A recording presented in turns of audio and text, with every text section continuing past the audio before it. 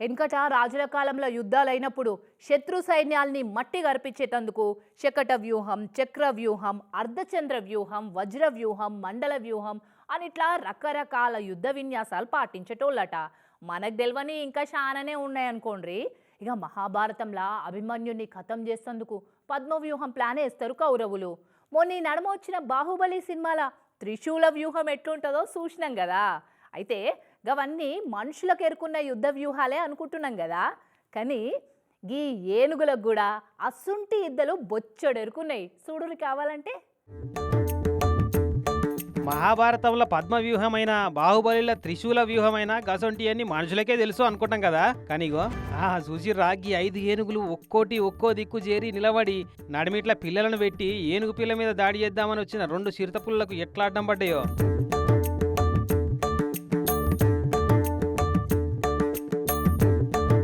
యుద్ధంలో శత్రు సైన్యం దాడి చేయకుండా చక్ర వ్యూహం ప్లాన్ చేసినట్టు ఎంత బందోబస్తుగా నిలబడ్డాయి చూడు.